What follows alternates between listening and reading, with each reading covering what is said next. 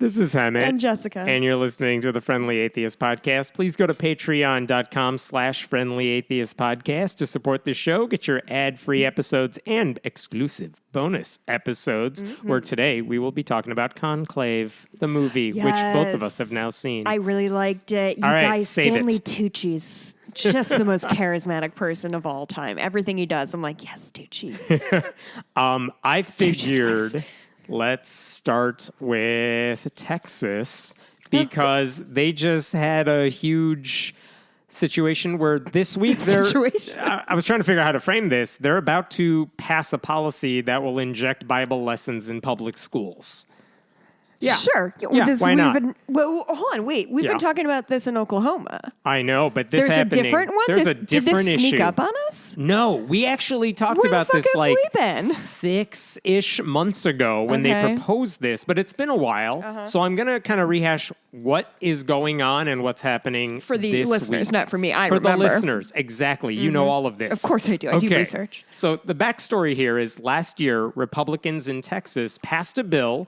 It cost over $730 million over the next 2 years, basically telling the Texas Education Agency, like their state group that runs education, to develop materials that align with state standards. And the reason you do this, in theory, it's a good thing, because what it does is say, hey, the state is creating textbooks for you to use. We're creating all the material for you to use. You don't have to purchase them from an outside company, which might be costly. Right. We'll give it to you for cheap.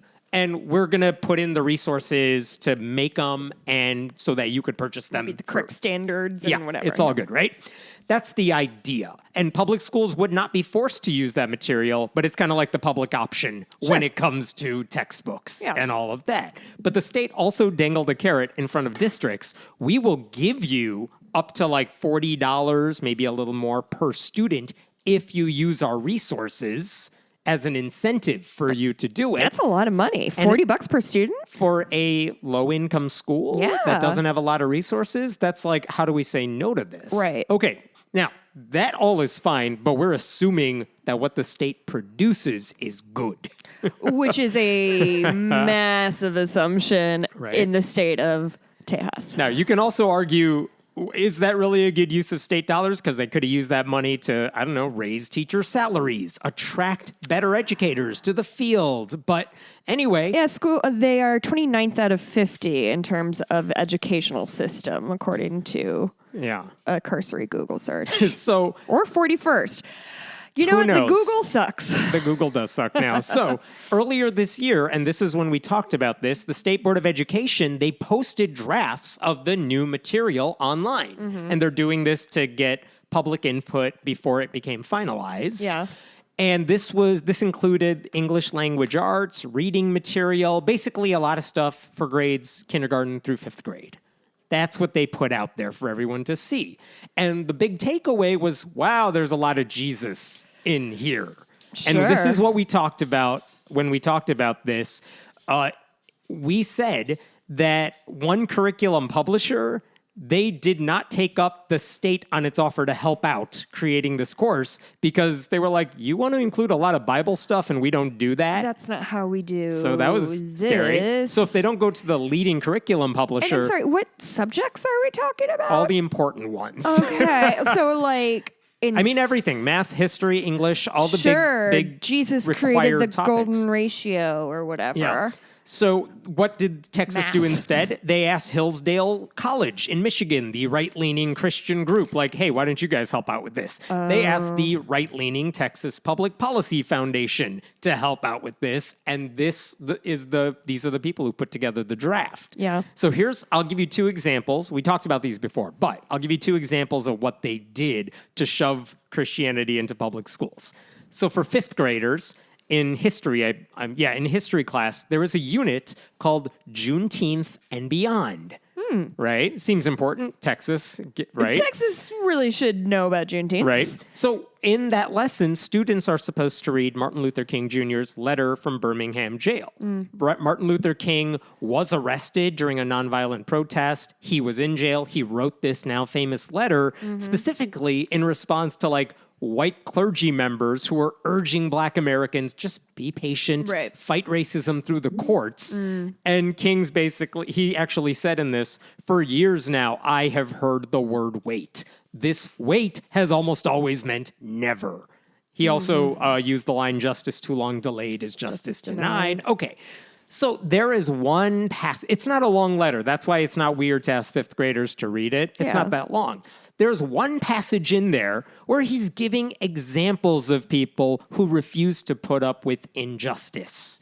And in there, he says, he references people who did civil disobedience and did it well. He said in the Bible, there were 3 dudes who refused to obey the laws of Nebuchadnezzar because they said there's a bigger issue involved.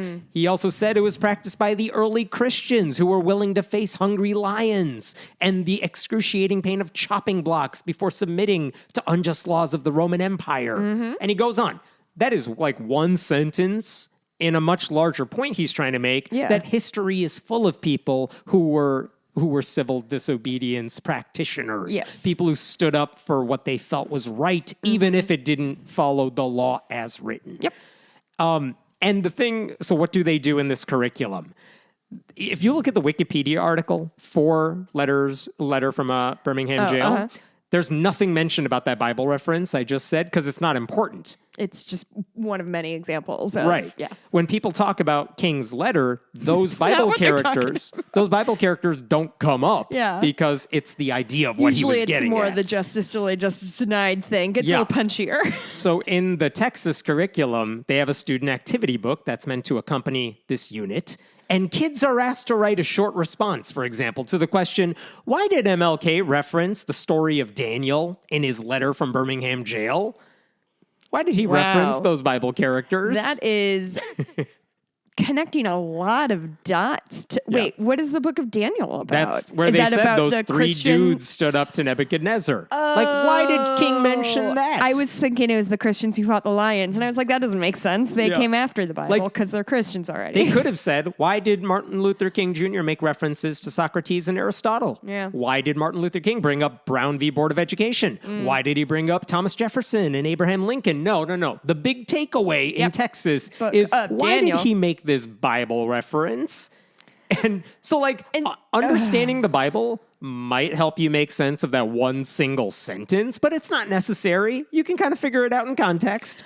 Also, if you're going to shine a light on that particular Bible verse in service to fascism and stuff, it's kind of a straight, why do you want to draw attention to the fact that this one biblical reference that Martin Luther King made was of people standing up in the face of oppression, in religious oppression, that you guys are you guys are the bad guys in this story. Do you guys know that? Why is he just like the people writing this curriculum? Something like that. This is what the Texas Education Commissioner, Mike Morath, said a few months ago. If you don't know who Nebuchadnezzar is, you don't know what Martin Luther King Jr. is talking about. I'm sorry. Yeah, you do. Wait, I'm sorry. Was that supposed to be a burn? That was supposed to be we have to ask about the Bible reference. We can't not ask about the Bible reference. Oh my God! So what did they do? They used Nebuchadnezzar. Is that it doesn't what it is? matter. That sounds they used a minor reference to the Bible. Serum. They used a minor reference to the Bible and blew it up and centralized it within a discussion of Martin Luther King Jr.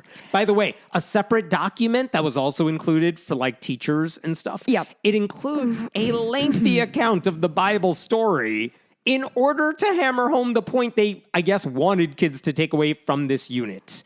It's nothing more than a Sunday school sermon that was wedged into a unit about King. You could have explained that entire thing in a paragraph. They took 6 pages to explain that story in the material with pictures. Wait, seriously? That's insane. It is.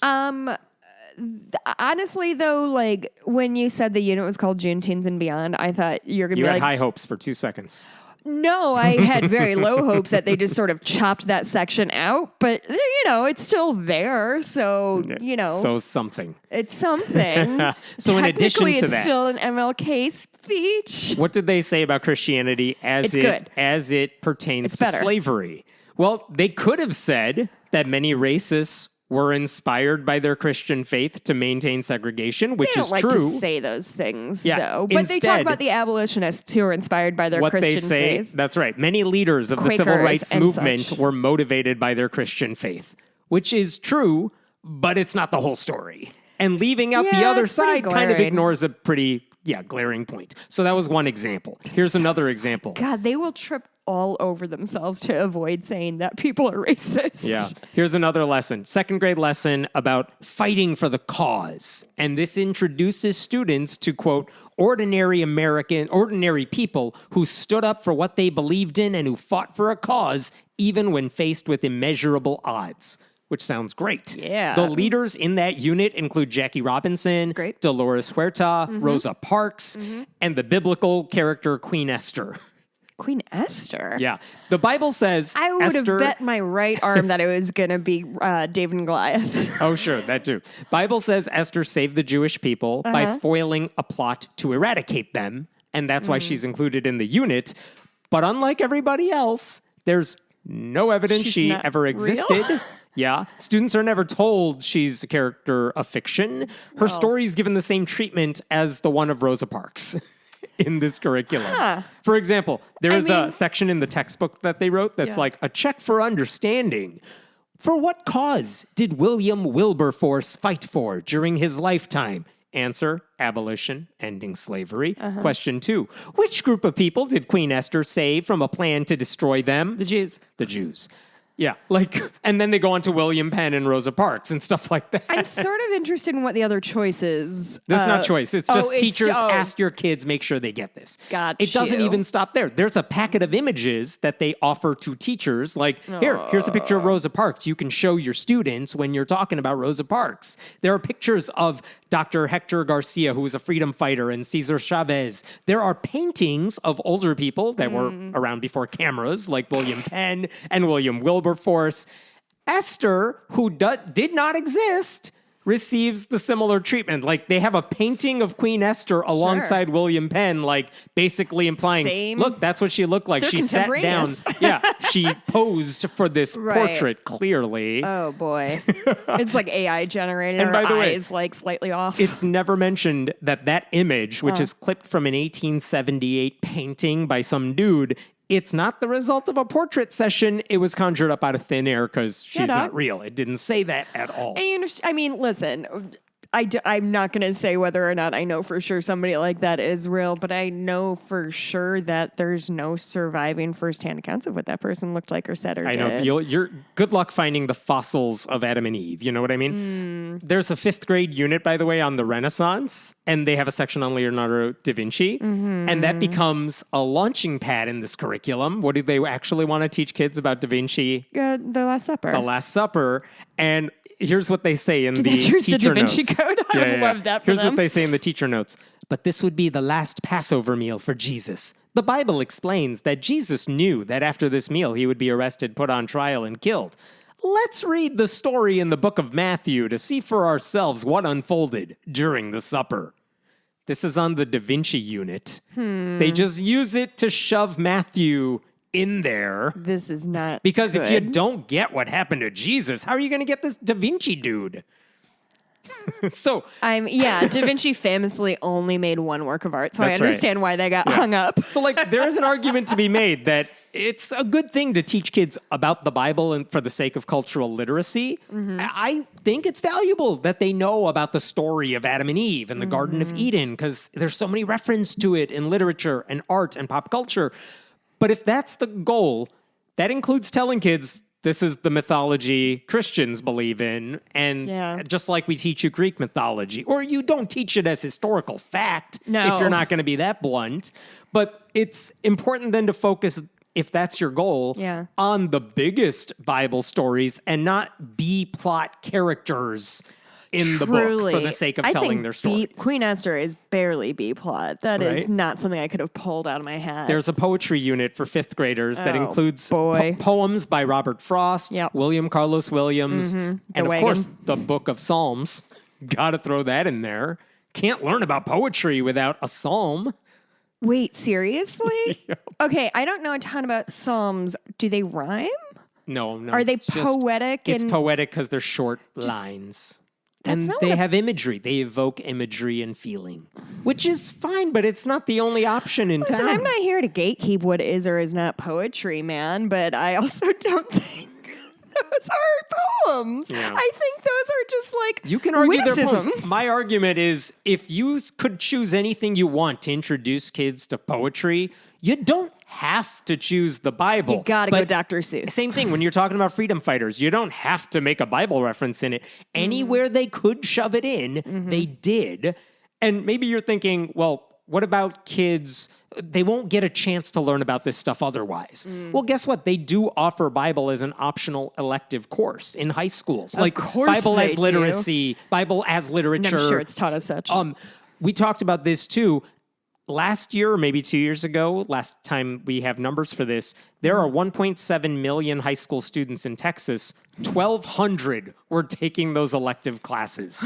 So even when Texas offered it, like no one wants to take these classes. Oh my So they got to God. find a new way to shove the Bible in This kids' is faces. so how do you do, fellow kids kind of thing of like, oh yeah, everybody wants the Bible. Like, man, And nothing's working. Man. So what is happening this week? Here's your update. parents This- just don't understand, do they? Months ago, they introduced the draft. Everyone flipped out for good reason. Sure. This week, they're voting on whether the state should adopt this curriculum. No significant changes, I should tell you, have been made from 6 months ago. Some minor ones, nothing big, not when it comes to the Bible. And this curriculum, which is called the Bluebonnet Learning Curriculum, they took a preliminary vote on it earlier this week. It passed 8-7. Wow, that's closer than I thought. Mostly party line vote. All the Democrats voted against it. Sure. They actually had, there's only 4 Democrats on that group. 3 Republicans voted against it. Okay. All the other Republicans voted for it. Okay. 8-7. It passed the first hurdle. The final vote is scheduled for Friday, November 22nd. And who votes on that? Those same people. same So they're not going to change their minds. Why? I don't know what the purpose of do the they preliminary vote vote two is because it's times? Texas. I don't know. By the It's way, like a built-in the- redundancy. one of the companies contributing new material founded by Mike Huckabee. That's helpful. Oh yeah. Oh, that's neat. That When guy they- seems smart. On Monday and Tuesday, just before they took the preliminary vote, they had hours of testimony in front of the Texas State Board of Education. A lot of people spoke out against adopting this. One critic said, "Don't Oklahoma our Texas." That's pretty funny. Vote no against this curriculum. Another person said, "I believe the Christian Bible is important and even foundational, but that choice should not be made by the state for my family or any other." And someone else pointed out, "Can you imagine the rage and outrage if you were suggesting that only the Quran be used to teach our children about moral values?" Those are all correct. And then the Republicans are like, "Who cares? Who cares? Let's vote for it." So there's Oh, boy. that. A Texas union representing 66,000 people said in a press release, not only do these materials violate the separation of church and state and the academic freedom of our classroom, but also the sanctity of the teaching profession. Wow. These materials cannot meet all learners in all contexts, and teachers must be empowered to adapt to the needs of their students. No, I think they're wrong. I think that the people who run the Texas Board of Education are definitely much smarter than any on the ground So- teachers. And don't they believe in small government, but like state? Like, okay, if it's a state that is like mandating something, it's okay because Right. it's not federal. Right. Is that what it They're is? totally fine with red states pushing Just doing their, whatever they feel want on like. everybody. But if a democratic federal government says, maybe feed kids? No, boo, Right. we hate kids. I mean, wait, shit. So anyway, like you may have seen headlines this week about Texas shoving the Bible into classrooms. Let me just caveat that a bit. They haven't actually passed the final vote on that. And to be clear, even when they adopt this curriculum, Yeah. no one's forced to use it. But they are dangling that carrot in front of low-income districts that say, if you use this stuff, we'll give you some money. And it's going to be really hard for those districts to say no to it. That's what's so pernicious about all this. Yeah. And Oh, this is you- what oh, you this mean- is how they are trying to get the Bible Republicans into are schools. preying on low income, low educated voters. That's so weird of them because It's never happened before. It's the first time Yeah. right now. they're never courting the lowest common denominator Never. or these fucking people. Oh, hold that thought. We got another story just like that. Okay, get this. So yesterday, someone sends me a video. They're like, what's going on with this? And I watched the video. I'm not going to play the whole thing. It took about 5 minutes to watch. It's basically a husband and wife talking to the camera like a YouTube apology video, it seems. Okay. But it was these people's names. You don't know them necessarily. Jonathan and Susie Lamb. And to paraphrase what I can quote you what Jonathan said. A lot has been going on over the last couple of years that we just couldn't talk about. But we've given all of our evidence over to multiple reporters and the police department. And then his wife chimes in, some scary things happened. Being followed, private investigators, intimidation, threats, ... This is what they did to other people? We felt like we had no other option but to reach out to a journalist. So that's interesting. They're saying some shit went down. Okay. We have now decided to go to secular authorities and reporters because what the hell? And where are we again, or do we know yet? I can tell you where they are because they said we're filming this video at, quote, an undisclosed location because we simply do not feel safe at our home now. Holy shit. Yeah. Wait, are these people like genuinely in trouble? We don't. So this is the video I saw, and I'm like, what the hell's going on in your life? Yeah. Who are you hiding from? Yeah.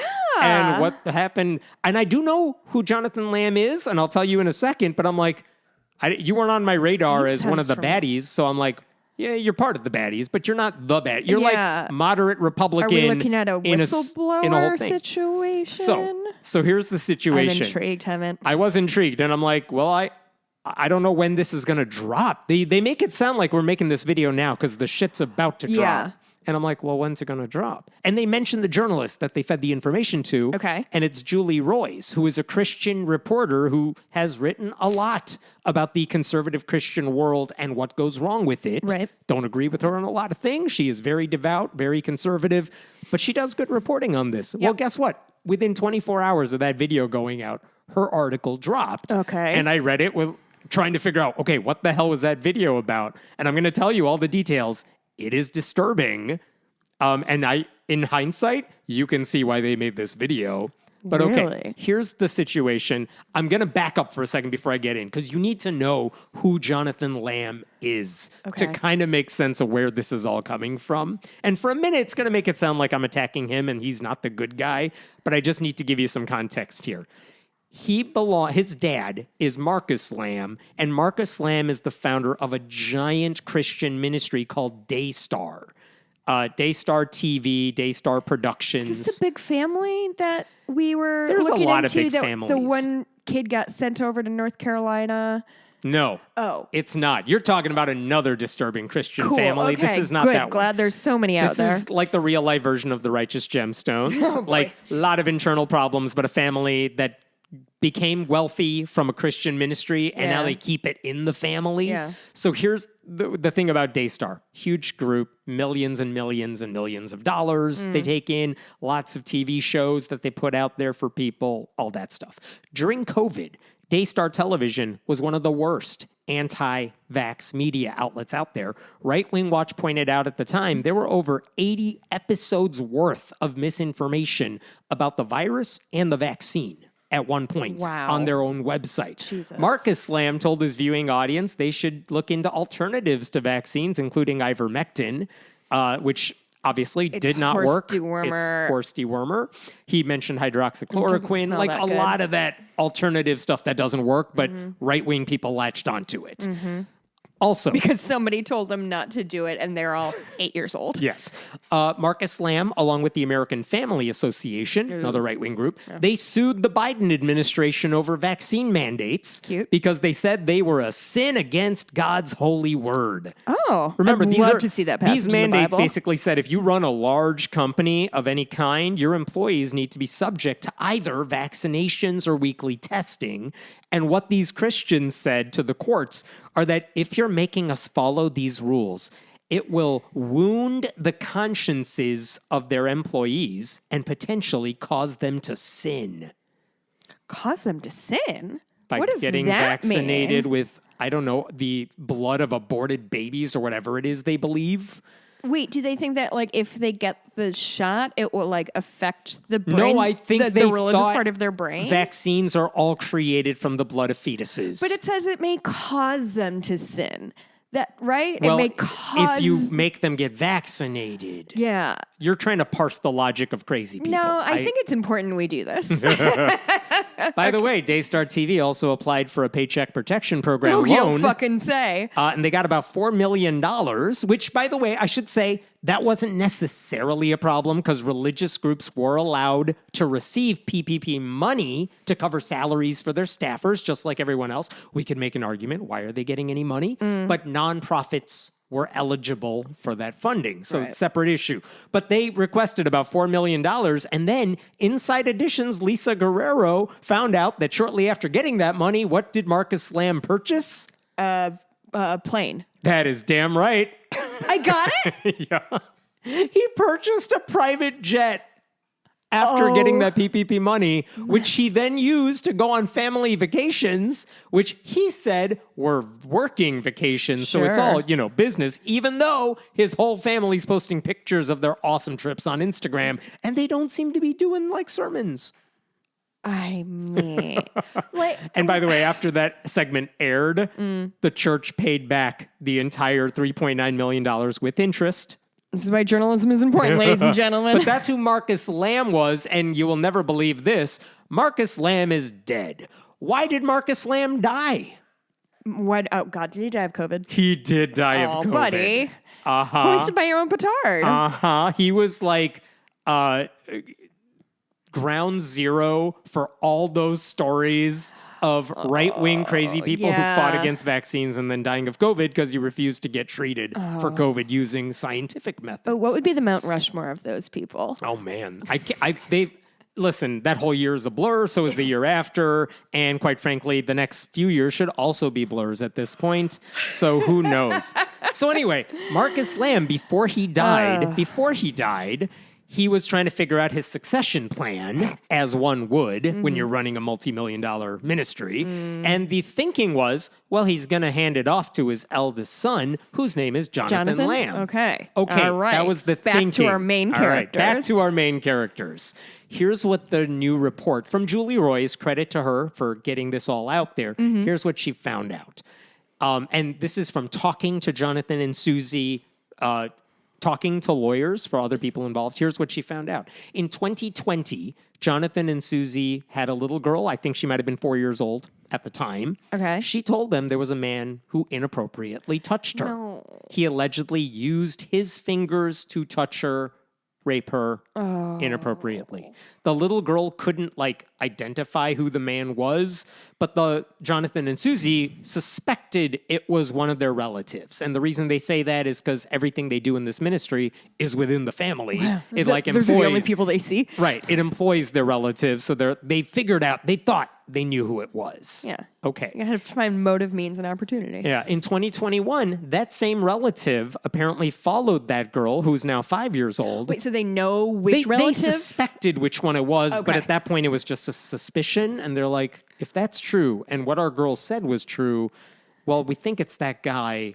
but we can't do much. It's just an allegation. I don't know what they did at the time, but that's what we know right now. Okay. That in 2021 like that at all. I don't know what they did. I'm not saying they did nothing. Okay. But you're right. I don't know. That's all they had. They didn't know if it was him. Right. Okay. We're going to call him Pete for the purpose of this story because that's what Julie Royce refers to him as. Okay. I don't know his real name. In 2021, Pete apparently followed that girl to her bedroom when she was changing to go swimming. And Jonathan walked in knowing, I think his wife's like, hey, I think Pete just followed her to her room or something. God. He goes in there. She's not wearing any clothes because she's changing into her swimsuit. And the relative is right there. Jesus. Yeah, creepy. Around that same time, they said their daughter, who, by the way, travels with the family, right? She became terrified, unquote, to visit the Daystar offices because that guy was always there. She would run and hide whenever he walks into the room. When the Lambs, Jonathan and Susie, are filming their show, the relative was often with that kid and other kids in the green room. And other family members apparently told Jonathan and Susie, hey, we saw Pete, quote, putting his hands all over the child and kissing her. Again, sorry. some of this is the people defending this guy are basically they're basically saying he loves them. I don't know, their uncle, whatever. He loves them. He's just being close to them. It's not a big deal. But when you add a lot of this stuff up, including the unproven but alleged allegations of the inappropriate touching, it all adds up to something very creepy. And at one point in the story, the Lamb's kids, they slept over at that relative's house before they knew what was going on. But they said that event changed their daughter's demeanor. She went from being, quote, the most affectionate, loud, fun child to a quiet girl who avoided most touch, especially from men, including her own father. So at some point while this is going on, and I'm not casting any dispersions on Jonathan and Susie based on what I know from this story, at some point they go to Marcus and Joni. Marcus was alive at the time. They go to his parents and they're like, hey, this is happening and you need to like get this guy out of here. Like, I don't know about pressing charges, but they're like, you need to get this guy out of here. They did not do that. They did not seem to want to do that because I think in their minds, if we get rid of this guy, it's an admission of guilt. It's not just an admission of guilt. It's going to make our ministry look bad, right? Oh my fucking God. They told Jonathan and Susie, do not talk to police. And listen, hey, Pete sitting in a room with your naked daughter is not that big of a deal. What? Uh-huh. And because these are conservative Christians we're talking about, guess what they said about that incident? What was she wearing? She should have had clothes on. Did she lock her door? Was she doing a seductive 4-year-old dance? I'll read from the article. Go ahead. Susie added that when she strongly objected to not going to the police and stuff, saying that didn't explain why Pete was in the room with her naked daughter. Yeah. Joni, Marcus's wife, the mother, matriarch of this whole family, Joni blamed the couple's daughter, saying she was the one who took her clothes off.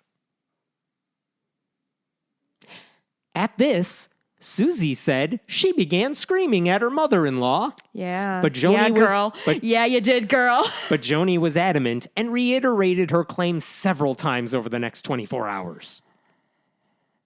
What was the 5-year-old wearing?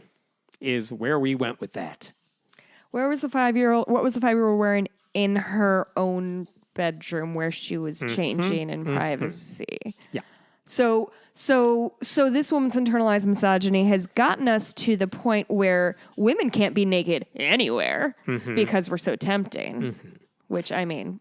So after that blow up, the Lambs, which by the way, keep in mind. Spear tackled that woman. Keep in mind, Marcus is still alive. Joni, the wife, is still kind of running the show here behind the scenes, and everyone's still part of the ministry. Is it like a Reagan thing that he's not really running it and she's pulling all the strings in the background, or are they both running it? I think they're both running it. But after that blow up, they were still doing we have family retreats. We are going traveling to do ministry stuff. Every uncle picks his favorite niece.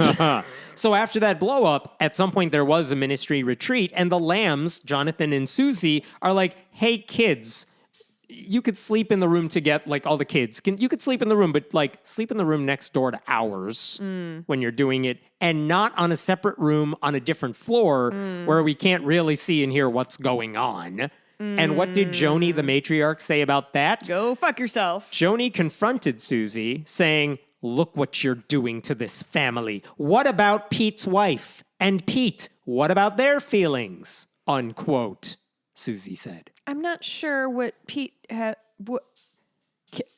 I think wanting to have your small child sleep near you is a reasonable request. Yes, why are you making it seem like you want the girls to get away from Pete? It'll make him feel bad. And imagine his poor wife. What are we... Why won't you think about the feelings of this man who allegedly molested your daughter? This is really harkening me back to the emails I got about just saying that all white men are terrible is not helpful. And it's I don't know, man. Fucking call a spade a spade. Truly, this is what we're doing. We're going to put a 5-year-old girl in danger because we don't want to hurt the fifis of a pedophile. Ready for the kicker? No. Joni then followed up that blow up by announcing to the family that God spoke to her. Oh, no. And told her that Pete was innocent. That cunt. And then they all murdered her and now she's a ghost? Nope, she's still around.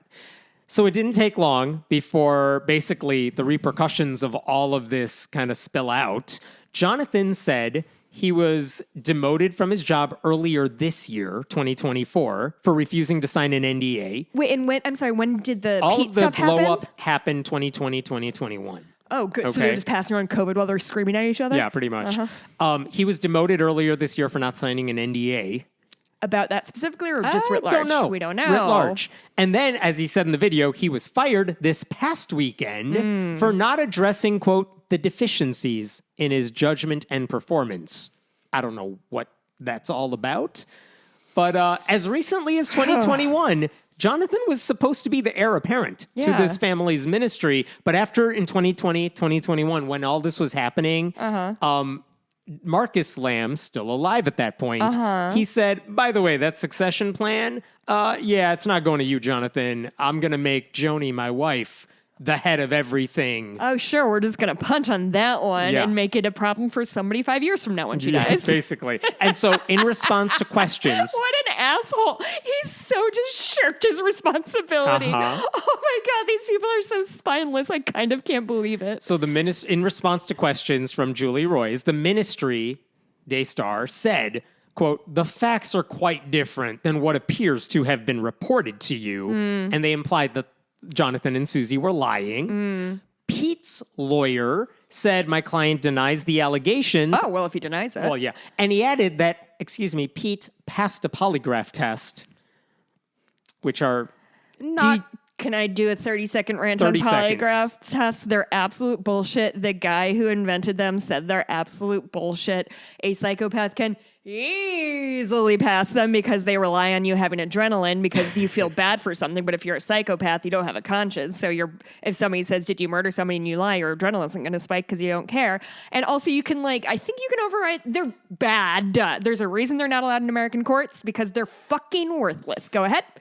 Joni If Lamb, anybody asks you to take a polygraph, say no. Say no. Say no. Ask for a lawyer. Ask for a lawyer and say no. After Marcus Lamb died, Joni Lamb got married, remarried real quick. Joni Joni Lamb, got married real quick to a old are new these dude. people? Old enough.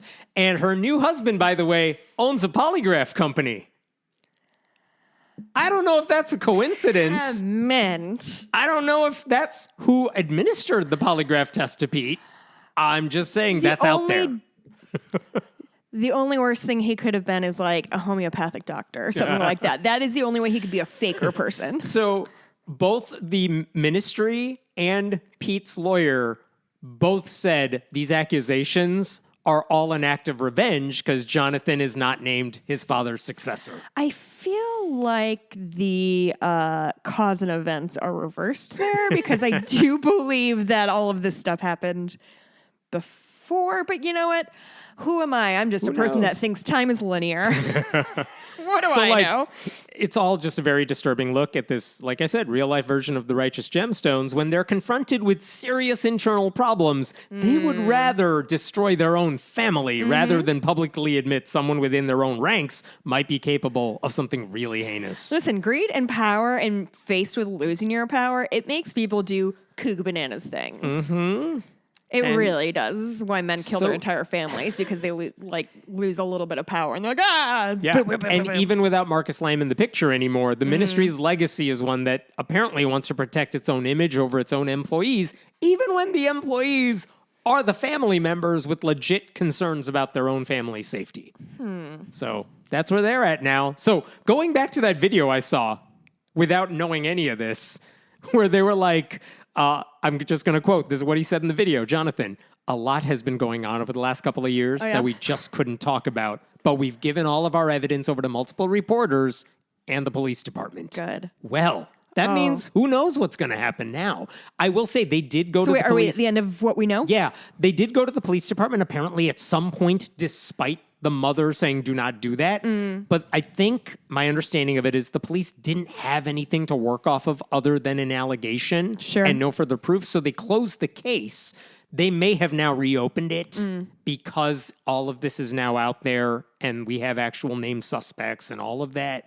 I do not know what Susie was referencing when she said we've been followed, private investigators, intimidation, threats. I don't know what all that's in reference to. I mean, I would not be surprised if the ministry is, pulling a Scientology on them. So anyway, disturbing, scary. I don't even think Jonathan's necessarily the good guy in a ministry that's known to do some really horrible things. Well, we don't demand that our victims are perfect. That's right. And so that's what's out there. It's disturbing. And I mean, I guess good for them for coming out and saying this finally. Yeah, no. That was the right thing to do. And probably pretty brave, I assume. Yeah. Unless some extenuating circumstances come out. But, oh, that poor little girl. Right. God, She's can you now, imagine being a she's Christian? She's now 8 or 9. Oh, honey. Yeah, I don't know what her deal is now. Imagine being a Christian, finding out that your own granddaughter is getting molested and being like, that's a sacrifice I'm willing to make. Yeah. That's called Christian ministry right there. That's Daystar for you. All right, let's talk about something tangentially related but disturbing. Second family implosion that we've covered in the last in calendar weeks. month. Yeah. Let's talk about purity culture, because I wanted to talk about this last week. I didn't get around to it, but this is important. There was a new research paper that came out in November that basically aims to shine a light on the harm that purity culture has on women in evangelical Christianity. Oh, but good. usually when we talk about the harm purity culture causes, we're focused on the girls it harms and the young women who are about to get married who it harms. This research paper focused on women who are now married and talking about how purity culture still harms them now.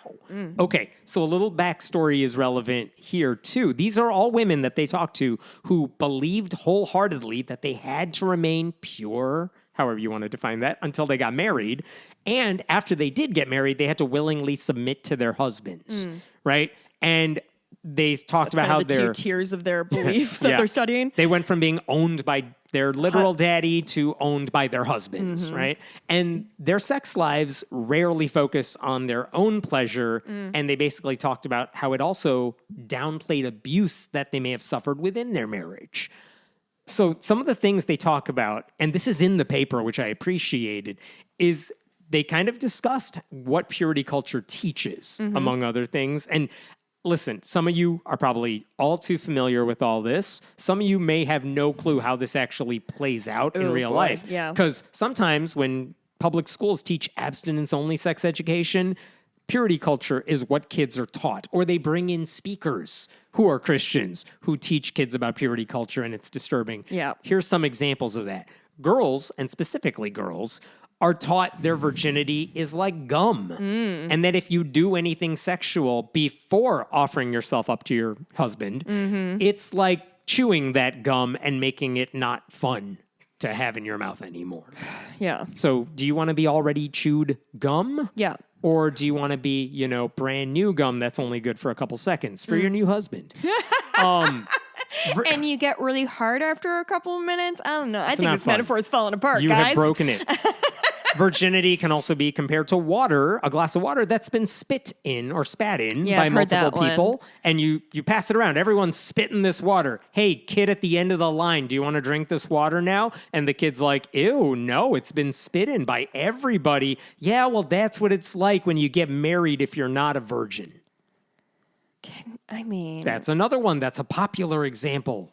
Those are the only 2 I can... Oh, there's more. You ready? Do you have some? Oh, hit me. Tape on your arm that gets ripped off and then taped back on and then ripped off. And after a while, the tape doesn't work anymore. Oh, you know what else I've heard is the tape doesn't work anymore. Does that mean you can't have sex anymore? You're Is that just what it means? useless. Oh, you're useless. You're useless. Oh, boy. There's also the rose that gets its petals removed until only the thorns remain. I've heard one about when you get a new iPhone, you put a case on it, or maybe that's modesty culture. Oh, maybe. You put a case on it and cover it up from the world. Yes. Women wear burqas, I guess, is the Christian meaning of that one, too. So you can imagine the message. All of this sends to girls, young women who have been physically assaulted or just wanted to explore their bodies with somebody else because they are now being told, oh, I'm sorry, you're useless now. You're worthless. Right. Right? And it could get worse. Like there was a sermon. They actually mentioned this in the paper. And I remember that sermon. In 2021, this guy named Chris Valaton, who was a popular leader at Bethel Church in California, which is an insane place. He re-uploaded it in 2021. It's an old sermon he gave from like 2013-ish or something. And he uploaded it again in 2021. Like, yeah, it was one of my best. And everyone's like, holy crap, what are you saying in this video? Can you imagine just reposting something that you wrote 10 years ago and it's being like, yeah, I'm definitely the same person with all the same sensibilities. In that video, in that sermon, he perpetuates sexist tropes, victim blaming, bad science. He says with total confidence, basically, all guys are stimulated sexually through the eyes, women through the touch, and anyone who disagrees is a, quote, freak. That doesn't mean anything.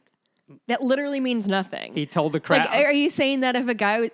Yeah, because traditionally when men are blindfolded during sex, they're like, I can't get a boner now. Like, I can't see nothing. Right. My imagination's not good enough. He told the crowd, if it's not for sale, girls, don't advertise. There's no analog for the boys. That makes me want to puke. He referred to someone who attended one of his ministry programs as, quote, my most promiscuous girl. And he was trying to, the moral of that story was he told her to not have sex. And then she stopped.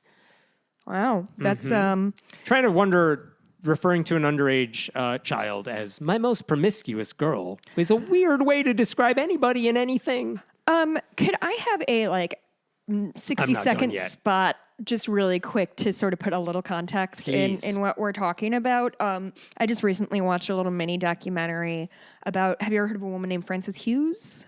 No. Frances Hughes was a woman who was in the 70s, was abused time and time again by her husband, hospitalized constantly. She would call the police on him and they would say, well, if we can't see him hit you, then we can't do anything. Oh. He beat the children. The last time the police were called, the husband said to his wife in front of the cops, I'm going to kill you. And they're like, good luck, Mrs. Hughes. He seems like a good one. Anyway, she eventually murdered her husband. She set his bed on fire while he was asleep. He was in a he was a drinker. And it was the first time somebody was acquitted of murder on what we now know, battered women syndrome. And I bring this up to say that, like, these sort of little, like, oh, if you're not selling it, don't advertise it thing, like, it is harmful to individual women. But understanding the systemic impact of how little people cared about women is... I think we would do ourselves a disservice if we think this is just about like boys getting boners. This is about a centuries-long disregard for women's safety and well-being, no matter what.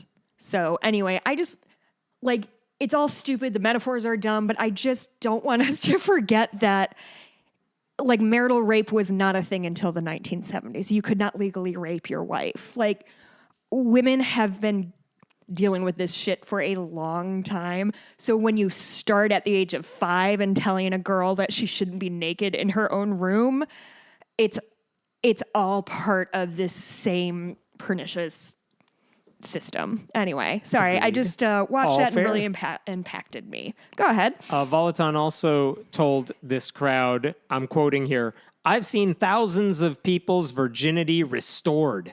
I have hundreds of emails about girls' hymens being restored. Yeah. So that's what he said in this video he was super proud of. Checking? Is she checking? Dude. I don't know if I could check whether I have a hymen or not. I don't know what a hymen is. Well, is it restored is the only question this guy cares about. No, what the hyoid bone is. That's Also, what I hear. you can't restore someone's virginity. That's not how it works. What are you doing? No, well, and Weird. also, like, sorry, do we think boys' penises are so fantastic that they just, like, change your whole biology. I mean, they do seem to think that. They do seem to think if you have sex with, like, many different men, your vagina becomes cavernous, which is such a thing I truly thought as a young person. I'm going to get into more bad biology in a second. Oh, okay, hit me. So that was one example that they mentioned in this paper of what these women specifically remember hearing growing up. They also brought up this very real passage that I had not seen before, but I looked it up myself. It's from 1975. It's from James Dobson, the guy who founded Focus on the Family, and basically was the guy you went to for parenting advice if you were a conservative evangelical for many, many years. And he wrote a book in 75 called What Wives Wish Their Husbands Knew About Women. What wives wish? Okay. And Okay. wait, I'm sorry, a woman wrote this. No, James Dobson wrote this. I'm sure his helpmeet was there next to him when he did it. Anyway, he wrote that when men are not getting sex, their semen literally builds up inside to the point that his body needs a release. And then, quote, if she loves him, she will seek to satisfy those needs as meaningfully and as regularly as possible. I'm going to read you an excerpt from what he wrote. Okay. I'm going to sneeze off, Mike. Actually, I'm not going to read it because it takes way too long. I still have to sneeze, though. When sexual response is blocked, males experience an accumulating physiological pressure which demands release. Two seminal vesicles, small sacs containing semen, gradually fill to capacity. As maximum level is reached, hormonal influences sensitize the man to all sexual stimuli. Oh my God, this goes on for a while. Balls? I think so. And basically what he got down to is at 72 hours, he needs a release or else. Well, good news. You got two good hands in front of you, bud. So not only is that not an option, that's the wife's job to take care of him. That's also a myth, by the way, the 72 hours release thing. Wait, they're and not by allowed the way, to masturbate at all, even in, like... Oh, God, no. What do they do when they're, like, bored and their spouse is out of town? They start giving sermons. That's why they have so much energy. Yeah. And by the way, of course, her sexual needs are never Oh, brought boy, up here. no, Not an ever. equal priority in any stretch. Truly the irony of, like, being... not raised, but as a kid, I was warned about blue balls and how terrible they were. And then one of my first sexual experiences, the guy told me I had an orgasm and I didn't. He told you. Congratulations. Uh-huh. So Wow. I feel like maybe men don't have a really good grasp on sex. There was another or thing women. in the same paper. They That's a excerpted. true story, by the way. So- There was a dude asleep on the floor. If you want to, that was a reference from 1975. They also referenced a book from 2002, which is written by a guy named Kevin LeMan. And he wrote a book called Sheet Music. Clever, it's about sex. Sheet Music. Oh boy, I did not get that. Uncovering the secrets of sexual intimacy in marriage. And basically, he argued that Christian wives need to have sex with their husbands even when you don't want to, because it's, quote, acting out of love. And I will read to you this excerpt. Oh, great. This means there may be times when you have sex out of mercy, obligation, or commitment, and without any real desire. Yes, it may feel forced. Mercy? It might feel planned, and you may fight to stop yourself from just shoving your partner away and saying, enough already. But the root issue is this. You're acting out of love. You're honoring your commitment, and that's a wonderful thing to do. So okay, I'm not a man. Do men not care whether their partner is enjoying themselves? According to Or all Christians are I've their listened wives to, just 100% of men do not know or care if I listen to these sermons and Like- take it from there. are their wives just fleshlights with boobs? Correct. I just Fleshlight it's brought to you just- by Jesus. it just feels like they're telling on themselves. This feels every sermon, so much every sermon. like fucking Ben Shapiro saying his wife.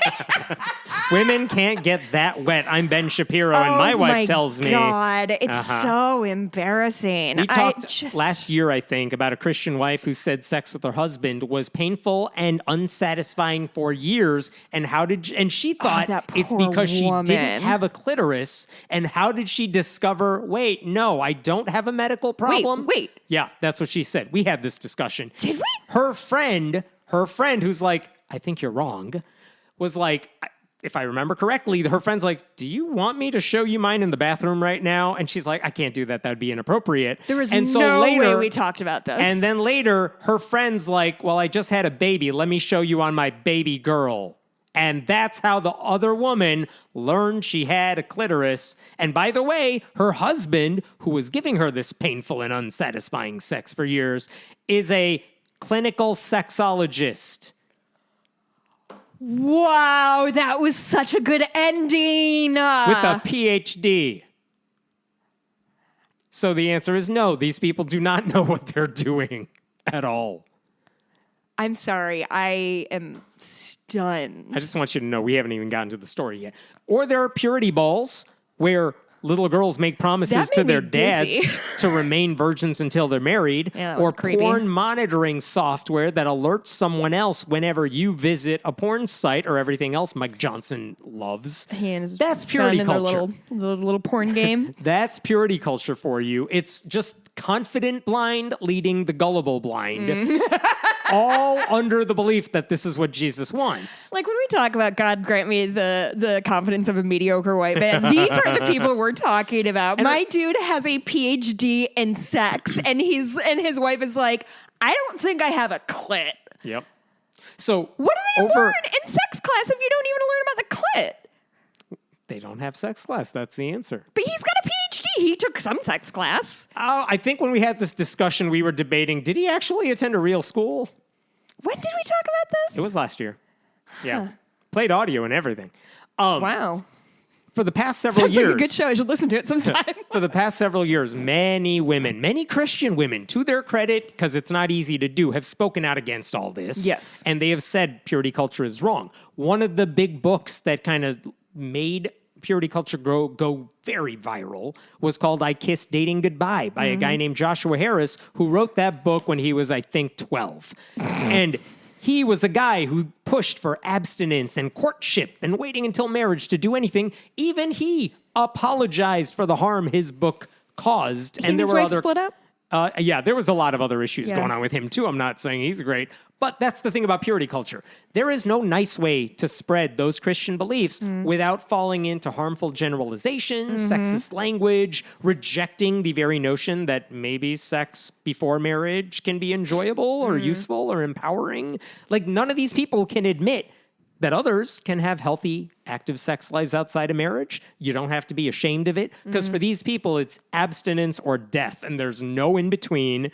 Anything that happens on the road to sex is prohibited. And what does all this do? It leads to repression. It leads to deeply misogynistic culture. Right? It leads to a church. Terrible sex. Terrible sex and a church environment in which sexual assault victims cannot even tell anyone what's going on because the response will inevitably be, what was she wearing? Or they don't have the language to say what happened to them because they weren't taught what's going on down there. So this is what they were using as the backdrop to this new research paper. It was published in the Sociology of Religion. The researchers are Joanna Sawatsky, Rebecca Lindenbach, Sheila Gregoire, and Keith Gregoire. And they all wrote about, okay, we know purity culture is harmful. They've all talked about this stuff for a long time. And then they specifically looked at white Christian women. They said adding in women of color would add in a racial element, which is separate and too many variables. Yes. So we're just looking at white women. And they specifically looked at 6 purity tropes. And they wanted to see, how did this affect you? I'm going to list those 6 for you. Number 1, gatekeeping, which is the belief that guys only want one thing and girls have a responsibility to make sure guys never stumble. So girls are the gatekeepers. Oh, I see. That's the thing purity culture teaches. Sure. Number 2, perpetual lust. Guys are always horny, and it's a battle for them not to act on it. Number 3, soul ties, S-O-U-L, soul ties. If you have sex before marriage, you're giving a piece of yourself to each partner and therefore withholding that part of you from your future husband. So this is the spitting in a cup, you're a chewed up gum. So all 3 of those things I just mentioned involve girls, you have to restrict sex because doing anything is hurting the men. And you're not giving yourself to your husband, Right. things like that. Right. Then there was post-marriage tropes about purity culture. Number 1, obligation sex. You have to give your husband sex whenever he wants it, no matter what. Doesn't matter what your mood is. Number 2, no divorce. What if you're not compatible? Too bad. You're stuck in that marriage, even if your sex life sucks, even if there's abuse in the marriage. There are some exceptions to this rule, an affair or a spouse becoming an atheist or something like that, that are okay. Not something like beating your wife, No, but no, something no. horrible like being an atheist. Right. Those are exceptions even in conservative Christian circles, but by and large, no divorce allowed. And the third one, and this is how they phrased it, sexual methadone. A woman has to give her husband sex frequently, or else, you know what? He might stumble, and you can't blame him. Stumble like cheat? Yeah. I So see. you have to give it to him whenever he wants it regularly. So those three involve coercive sex. Women, you have to have sex once you're married because So the first one consequences are bad. is coercive in that she has to say yes no matter what. That's and obligation sex, and then that's the last coercive. one, and then the last one is Also more coercive. about frequency. Frequency, that's correct. I see. Okay. And so what the researchers found is that all these women who grew up with any of these beliefs, by and large, they had higher levels of sexual pain if they believed in soul ties, like giving away pieces of you beforehand, obligation sex, and sexual methadone. If you believed you have to give your husband sex frequently, and even if you're not in the mood, and that any sex before marriage is wrong, you had a higher likelihood for experiencing sexual pain. And the biggest one was the soul ties trope. If you believed you had given part of yourself away, you were setting yourself up to experience more pain in the future. Can you imagine dealing with all of these things and on top of feeling this soul tie thing, you were raped, so it was against your will? It's not even kidding. like, oh, I had sex with my high school boyfriend. It's I was 9 and some old man decided that his boner is more important than my personhood and raped me. Like, and now I'm broken for the rest of my life because of it. And what happens to that guy? Nothing. He'll get nominated for a cabinet position. The researchers, Academy Award. The researchers also found that the women who currently believe in gatekeeping, that they got to have sex so the guy will stumble, or I'm sorry, gatekeeping was you Guys can't want to have sex all the time. You so can't let him. Don't make them stumble. If they believed in gatekeeping, if they believed that guys are always horny, if they believed they were giving parts of themselves away, they had lower marital satisfaction and lower sexual satisfaction if they currently believe those things were right. What if you believe in obligatory sex? Well, guess what? They had lower current sexual satisfaction. Now, Oh boy. this flips on this. Here's some confusion to throw in here. Okay. If you believe you have to give your husband sex regularly and that you cannot get divorced, you had higher marital satisfaction on the surveys. Now, this is me speculating here. It is possible women in those situations who believe that stuff have partly convinced themselves their marriages are wonderful, even if I might not think that from the outside. So I don't know why they said their marriages are more satisfying if they feel like I can't escape it, even if I wanted to. I think some people think that something being hard makes it better. Maybe. So, like, yeah, my husband, our relationship is work, damn it, but we get through. Like, And if you think you have to have sex all the time, that means you are having sex all the time. So you think, hey, marriage is good because we're to having do that. sex a lot. We get the release we need regularly. Right. So maybe that's a good thing. Right. Okay, I get why they might say that. You know who had better marriages and better sex lives? Atheists. The women who, well, that too. The women who ditched these beliefs entirely, either now or in the past. So the researchers said, never believing in any of these tropes, never believing tropes, were associated with higher marital satisfaction for 4 of those sex tropes that they mentioned. Women who no longer believe this stuff regarding the nature of men or sex had higher sexual satisfaction. Those who never believed in this stuff in the past had higher sexual satisfaction than the women who still believe it.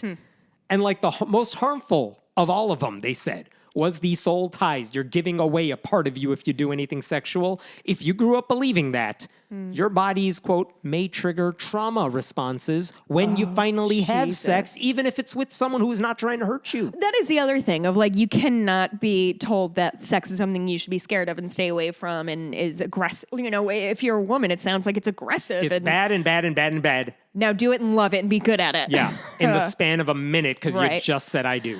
Have you ever heard of, do you think we should bring back heart balm lawsuits? They are something from like the turn of the century that if like a man and a woman were kind of like seeing each other, but they get engaged and he's like, well, we're engaged. We can have sex. They have sex. He dumps her. and now she's like a marred woman. Oh, God. They used to have heart bomb lawsuits. Like she would sue him, be like, he told me he was going to marry me. Then he had sex with me, and now I can't. He broke my heart. Literally. He bombed my heart. It's not just that. It's just that now that I'm not a virgin, nobody's going to marry me. So I have no financial prospects anymore. So you're financially responsible for me. Anyway, that's what Christians want back. Lovely. Is that every woman is completely subservient to the man they're attached to. So I found the paper fascinating. I will say the pressure from the outside pointing out the weirdness of purity culture, in addition to the biological problems, sociological problems with it, all that has helped. Yeah. So have the courageous stories from Christians who said, I once wore a silver ring. I once signed that purity pledge. I believed sex would be amazing and perfect after my wedding, only to find out that sex, like everything else in a relationship, it requires work and self-awareness and the understanding that not everyone is compatible. And these researchers said they just wanted Christian women to know they don't have to go down this path. Yeah. I spoke with Joanna Sawatsky, one of the researchers, and what she told me, I loved what she said. I think there's this misconception that the problem with purity culture is that people become prudish or don't like sex. What we have found is that for many women, their ability to consent has been systematically chipped away. Wow. It's not that they're prudes, it's that they're not able to say no so that they can't freely say yes. Jesus Christ. Yeah. That's heavy. She also said, I asked her, so what do you think needs to happen from this point on? And she said, it's time for Christian leaders to stop treating sex as a, quote, male need and a female obligation. Focus on consent, ditch the sexist language, stop comparing girls to chewed up gum. And also she hoped more people are going to research the effect of purity culture on older women. Yeah. Because it hurts them just as much as it hurts people living in the moment. Well, and those kinds of, those little layers of misogyny really add up, especially when you're talking at even the legal standpoint of a lot of times if, say, a man kills somebody so he can be with this woman, they will act like it's a mitigating factor. He really wanted to fuck her, so of course he killed a family. You know what I mean? There is very frequently, if you kind of pay attention to the true crime genre, there is a sort of sense of responsibility that all women have to keep men on the straight and narrow. And she tempted him, and what was he gonna do? It's all bad, gang. It's all bad. It really is. I appreciate that paper. Do you want to do a quick follow-up on Ryan Walters? We got to. Oh, boy. This is in Oklahoma. There you go. Oklahoma, that was just for you. Where the and we're done. So, of all the updates, 2 updates on him. One, he was not nominated Secretary of Education. Oh, my God. Do you think he cried? I think he did. He must have. Who did they nominate? Linda McMahon, the former wrestling executive who has plenty of skeletons in her closet. Ed McMahon fame? Of the Vince McMahon. Vince McMahon fame. Who's Ed McMahon's the Johnny Carson guy. That is correct. Not the same. Not the same. Similar. Star Search Ed McMahon is not the dude you are thinking of. So anyway. 3.5 stars. Very nice. 2.25 stars. He nominated a total, incompetent and totally has no business doing this, which I don't know if that's better than the incompetent buffoon who has ideological strong ties about all this. I just realized I've never asked this question. Yes. What are his qualifications for this job that he has? Ryan Walters? Yeah. He loves Jesus. But does he have a degree in education? Does he have any experience? He does? taught school for years. Okay, so he's not, I just needed to know if he was just some random Doesn't dude make him qualified to do, just looking for a random open seat, education. There's a reason. I learned good. If I'm a teacher and I want to apply for a job as a principal, I can't do it. I need a different degree, at least in the state we live in. You need a different degree for those 2 things because they take different skills. Yeah. Yes. I don't know what the deal is in Oklahoma. Anyway, what Ryan Walters said this past week, we talked about last time he wanted to purchase all these Bibles for public schools, and then he wanted the Trump Bibles, and then he canceled the orders. He's like, we're not buying them anymore, and if you bid on it, it doesn't matter. Oh, and they got sued. There was a lawsuit over the Bible mandates in school, but here's the update. Well, I thought that printer was going to sue them. I don't know if he filed a lawsuit, but that printer was mad. He's like, I wanted to offer you all Bibles for cheap. and you just told me don't My bother. passion. Cheap Right. Bibles are everything I do. Well, the new update is Ryan Walters announced in a video he has gone ahead and purchased 500 Trump Bibles with, I assume, state money. With this out of his pocket? For use in AP government classes specifically.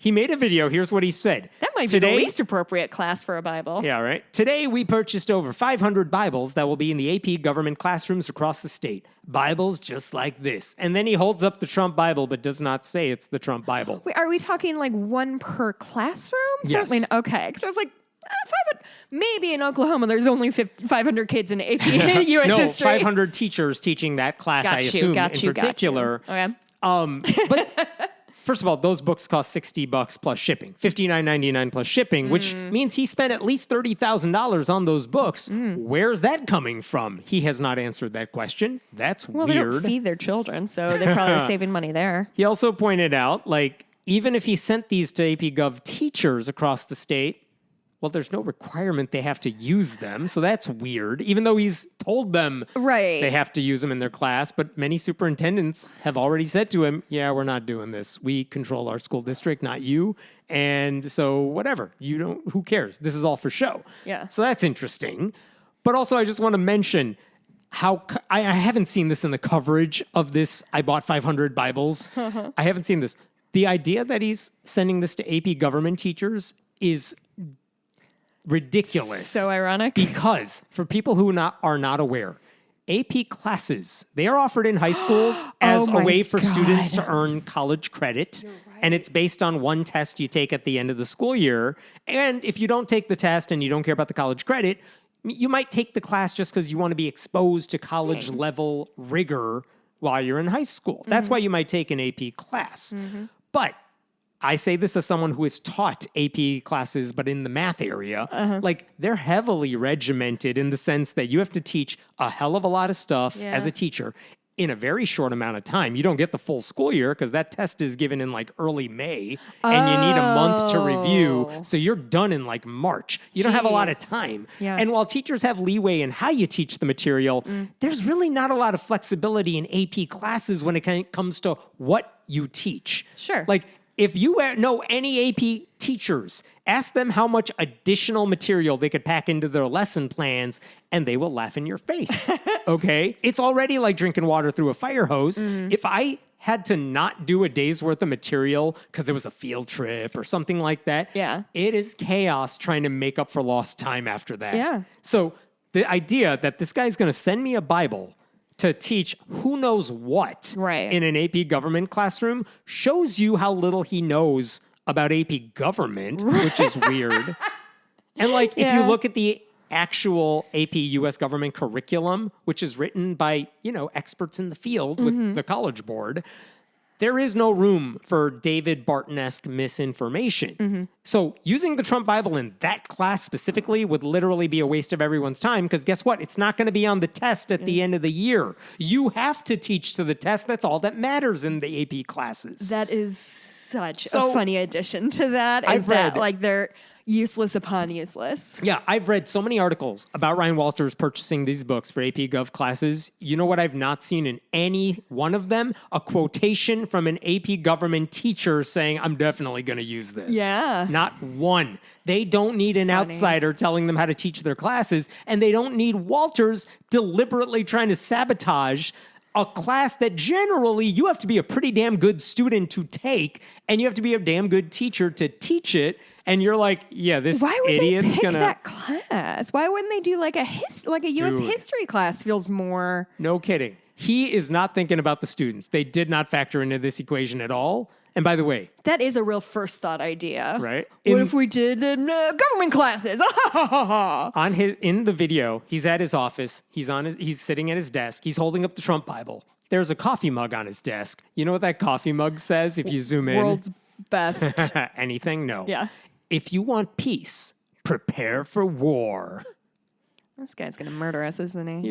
He's gonna try. Yeah. So, and by the way, I think we mentioned this last week. I can't remember, but Ryan Walters also sent a video to every public school superintendent saying, you got to show this to your kids in school. And it's a video of him praising Donald Trump and delivering a Christian prayer. Wow, he has lost all artifice of pretending to do his And a job. bunch of superintendents are like, yeah, we're not going to play this. And what are you going to do about it? Like, Yeah, truly. so Like, they're why not. he keeps saying you have to do this, but you need to stick with that. I carrot. haven't seen any lawsuit about that video, but also the superintendents are like, yeah, we're not playing this. We're not wasting our teachers' time with this. Nothing like that. So that's Truly, what he's like- up to. And he probably is in mourning because he didn't get the job he's been angling for a couple of years. Maybe he'll pivot and try to destroy something else. I just cannot believe we're here again. I got one more for you. I think we have enough time for this one. This is an interesting, maybe a good news story, kind of. Basically, if public school districts allow churches to buy advertising, like on the football field or whatever, here's the question for you. Should a Satanist be allowed to participate? Hell yeah. And of course, we love our Satanist brothers and sisters. Legally and speaking, of non-binary course friends. they should. As long as everyone's following the rules, there's nothing obscene or objectionable on the banner itself. Yeah, if you're going to let churches advertise, you can't say no to a different religion, right? So for a couple of years now, the Broward County Public Schools in Florida have been saying no to Chaz Stevens, who is a local Satanist. And he's filed a lawsuit to fix the problem. Wow. And the thing is, he's not working with any lawyers. He's not a lawyer. He's filing this by himself, which means I'm pretty sure, I'm speculating here, Yeah. I don't think the lawsuit's going to work. Sure, 'Cause but it's worth a good old college try. Worth a college try. That's how he sees it as well. But his story, and I talked to him about this week, was fascinating. He said, he's driving past Marjorie Stoneman Douglas High School, famous for the school shooting. But he was driving past that school. He saw a sign outside the football field that advertised Calvary Chapel Parkland, a church. We have a new home. And with the address and when their service times are, it's not the only one in the district.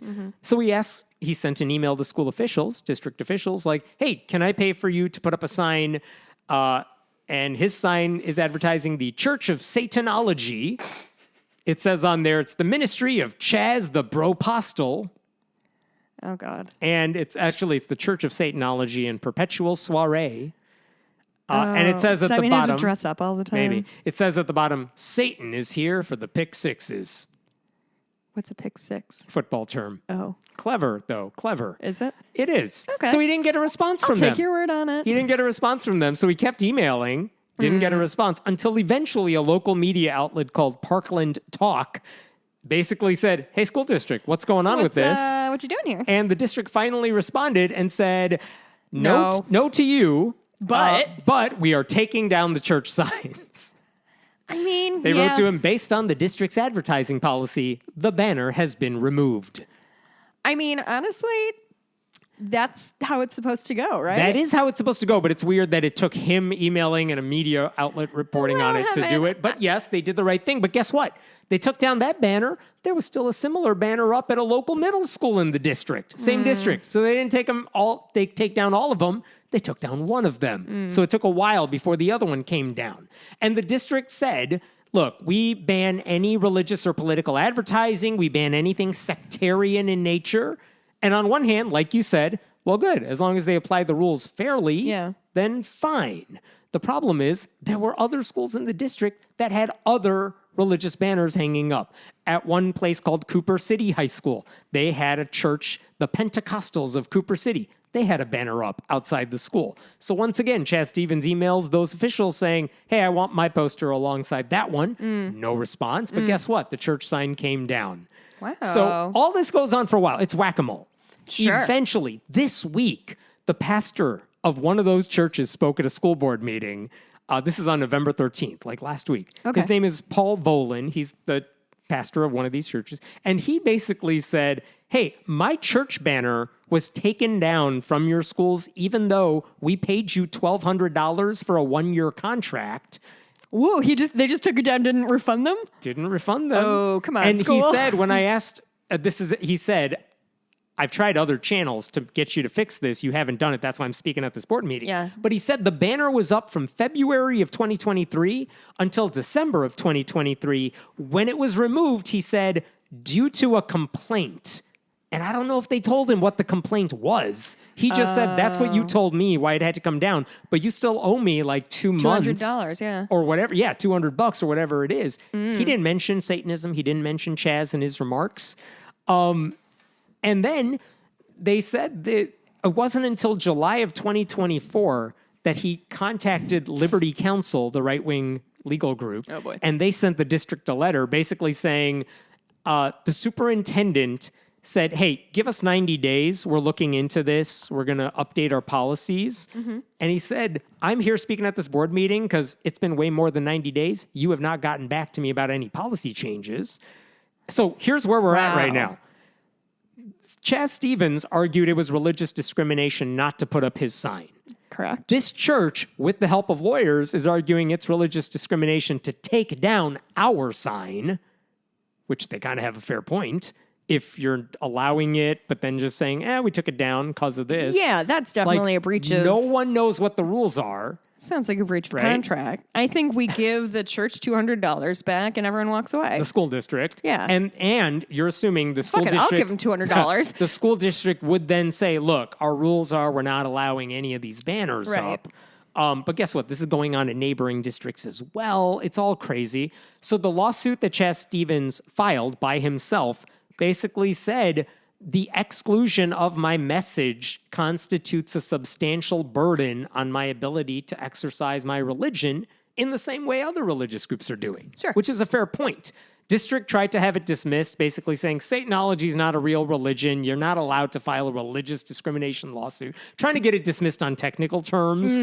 And then here's the weird thing. They also argued that our policy already bans religious ads, so you can't come after us for saying no to you as a Satanist. This is what they wrote. This is what the district wrote in their response to Chaz's lawsuit.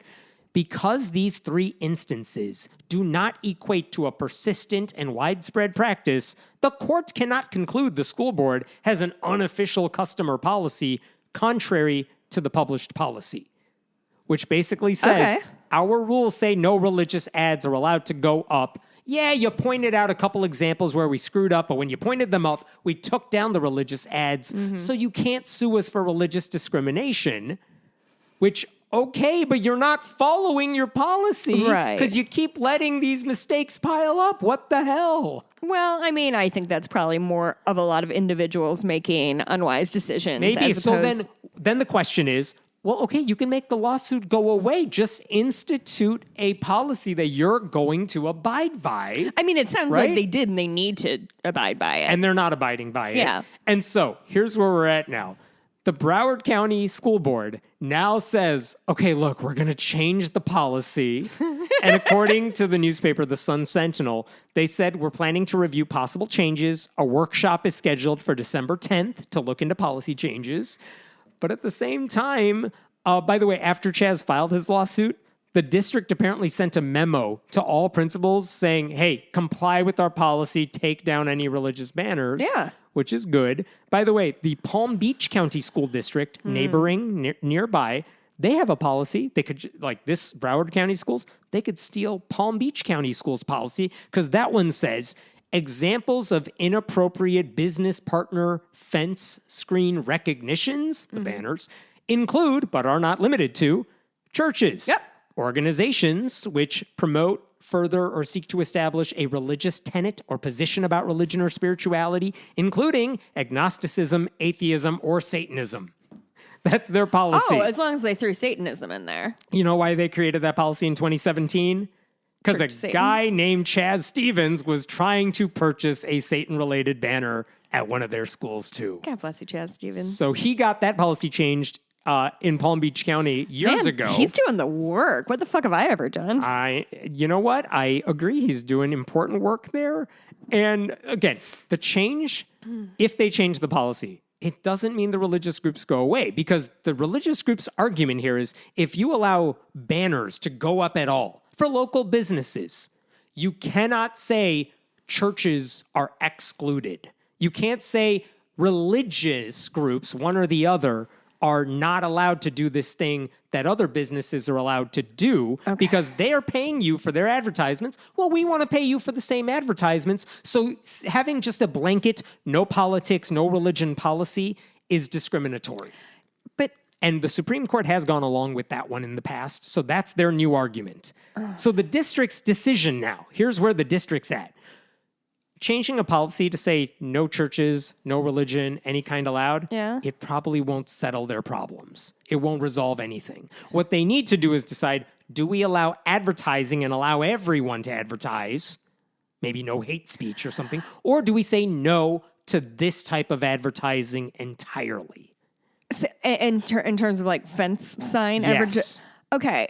Which is really the only type they do. But I guess I feel like the no religious, no politics thing is like a really common thing. It's actually less common now. You don't see it in most places because if groups say you're allowing other groups to pay for advertising, but you say no to me because I'm a church, that's discrimination. Interesting. So the school district has to decide how much are these banners worth to them.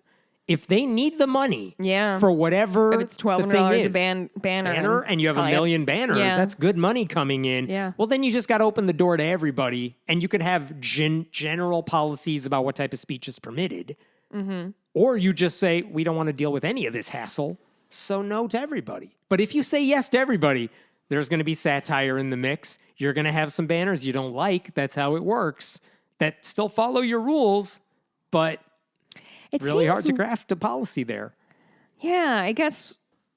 Yeah, that is really tricky. Yeah. Chaz has been doing this sort of thing for years, kind of as a lone wolf in a good way. I mean, he's not affiliated with the Satanic Temple. He just kind of does his own thing. He's a guy who might have seen a nativity scene in a government building.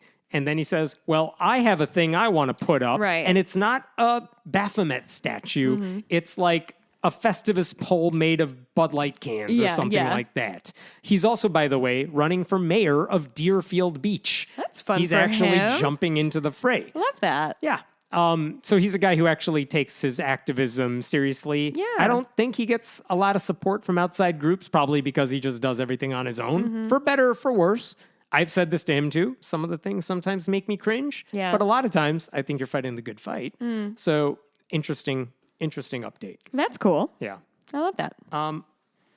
I'll just mention Pete Hegseth, who was nominated for defense secretary, who's the Fox News host who became famous for throwing an axe. And then he was throwing it, like axe throwing in the bar. I'm very good at it. He decided to model that on TV during the morning show because he's a host of Fox. Did he kill somebody?